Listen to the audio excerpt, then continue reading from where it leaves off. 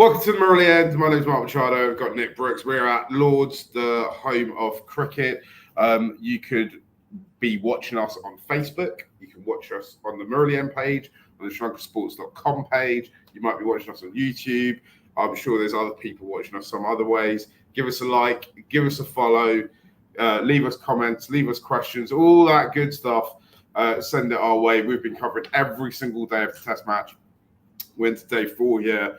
Now, at the end of every day, we go down to the Three Falcons pub. It's about, what, about 8-minute walk away? Yeah, even less. Even less. The food's great. I had a great butter chicken there last night. The beers are cold. And it's just great to be hanging out with loads of Sri Lanka fans, right? Yesterday, had Kai, Sam, Ara come down, a few other people around. Night before that, after day 2, when it looked like Sri Lanka could get a result. It was absolutely kicking off. The boiler was going. It was amazing, man. I loved it. And we'll be back tonight after the miracle at the MCC. Famous Sunday. On the famous Sunday in Sri Lankan cricket. Nick, Sri Lanka need a lot of runs today, and they've only got 8 wickets. Grandad and Dimmoth are going to be batting from the beginning. How are you feeling about it?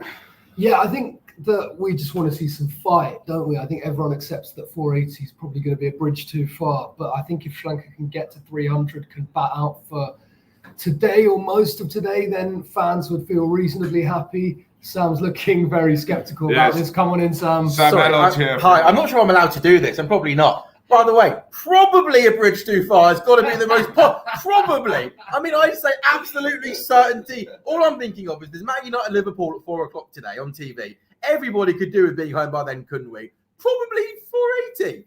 The optimism, I'm loving it. Come on, that's outrageous. Come on, Sam. If you're a Sri Lanka fan, look, you're an England fan. Yeah. It's different for you. If you're a Sri Lanka fan, you've got to believe in miracles, man. No one ever thought we'd get Test status. No one thought we'd win World Cups. There's miracles. No one thought we'd ever win in South Africa. There's miracles, then there's this, though, isn't there, right? I mean, this would be, if Sri Lanka chased this down and scored 430 runs today or tomorrow, it would go down as, what, the biggest shock in Test match history from this position. Is that fair? Yeah, it's the biggest fourth innings chase ever. He's got the stats, hasn't he? There we go. And I will have half an eye, maybe a whole eye on Chelsea Palace at 1:30. And but no, we want to see some fight, don't we, Sam? As much as we wouldn't mind watching Man United Liverpool at 4. Absolutely. Question for both you guys on Sri Lanka. When you look at the Sri Lanka batting lineup, on paper, it actually looks really, really good, really, really solid. Have you been slightly surprised? Apart from obviously Kamindo, at the lack of runs from the majority of the other guys at the top order? Yeah, absolutely. I think we're just hometown bullies. Like, if you play us in Sri Lanka, we're going to score lots of runs.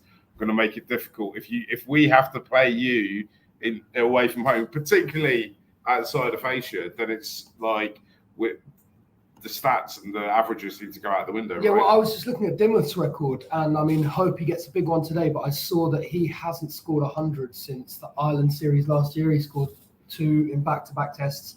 So I think there is a bit of hometown bullying. I know you're not agreeing with this narrative, but I think we've got to talk about the lack of Test cricket that they're playing. It's not that I don't agree with this narrative. I just think like everyone is apart from England and Australia, who have very set periods of the year when they play cricket. So you play England at the end of August, and they've already played 4 or 5 Test matches by this stage. The same in Australia, where they know when their Test series are going to start and they know when it ends. Everyone else, their Test matches are kind of sporadic, right? Even with India, they pepper in loads of different stuff through it. Mainly because in the rest of the world, there isn't such defined periods of the season where you can play cricket. You can more or less play cricket everywhere around the world. Sri Lanka, I think, are going to play 9 tests this year. I think that's right. Yeah, I mean, which isn't so bad, but they haven't been outside of Asia in 18 months. So, it's hard to adjust. But it's been cold at times. I also think, though, that, you look at this squad that they've brought here, it's a pretty experienced team. Lots, Angelo, Dimmoth, Chandy have all played in like the 90-odd Test matches.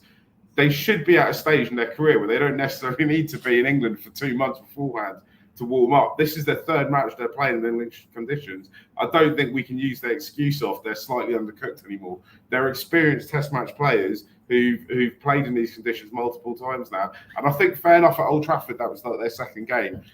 Day 4, they've played 9 days of cricket already? I take your point that they should be getting better, and what we saw on day 2 was the worst day of the series. So, Yeah, it's rough, isn't it? But let's see a bit of fight. Yeah. Shall we answer some of these questions because play's going to begin quite soon? Yeah.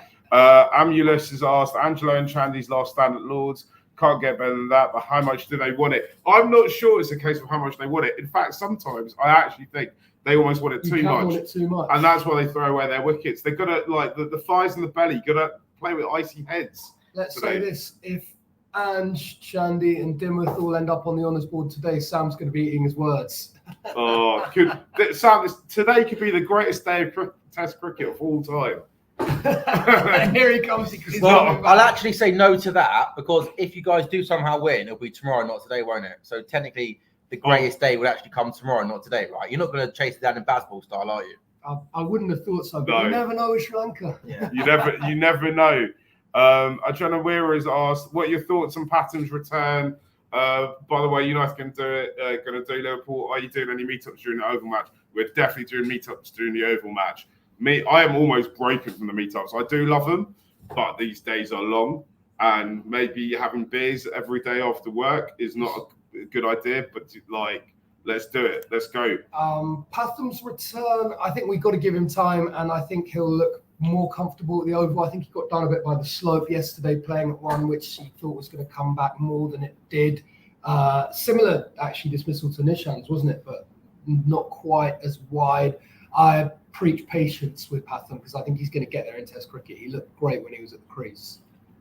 Yeah, absolutely. I'm almost evangelical about Patham. It's like I've chewed off anyone's ear many times about how good I think he could be, and I think his ceiling is quite high. And I think he's possibly about a third of the way there. So I think he's got a long way to go. Absolutely. If things can work out for him.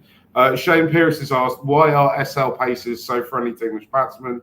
Mohammad Siraj giving it a guy called Robinson who was trying to intimidate the Indian bouncers and banter. Where's the Ranatunga fight? Hi guys. It's interesting you talk about the fight because I do think that's what Sri Lanka lack a little bit of street smarts. Yeah, got a big upper seater though. I just saw a stat that he's now got the best strike rate for any Asian seamer with more than 50 wickets. I saw that on Twitter this morning. So a huge achievement.